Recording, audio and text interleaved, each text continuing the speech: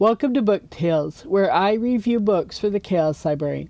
On my first day in Introduction to Literature, an online class I was taking back before COVID, I was assigned a story I had read a year or so before but never reviewed. The title is The Necklace, and the author's name is Guy de Maupassant or something. Don't come at me. I lived in Germany, not France. I don't often review short stories because there just isn't that much to say about them, and I always feel a little guilty adding them to my Goodreads challenge because it feels like cheating. This time around, though, I had to think deeply about this one for class, so you're getting a review here whether you want one or not.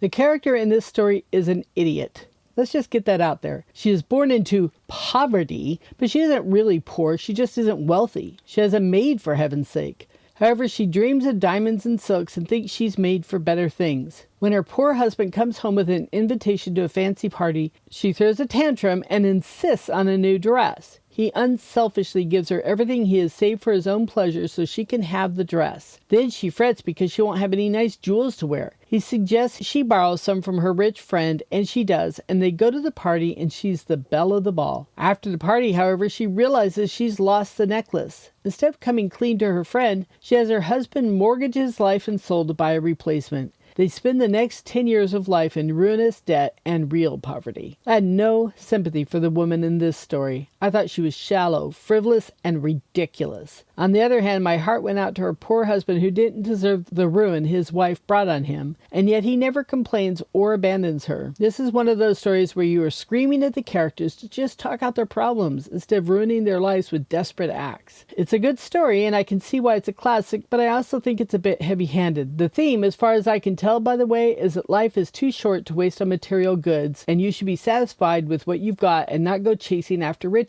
Or maybe it's just don't reach above your station. Then again, you could say it's a cautionary tale about coming clean and not trying to hide your mistakes. Whatever, I'm terrible at finding the themes in a story. All I know is that if I had been that idiot's husband, she would have been my ex-wife as fast as I could manage it. The poor guy deserved better. 3, talking things out is a better way, stars. You've reached the tail end. Look forward to another book tale soon, and don't forget to visit the Chaos Library.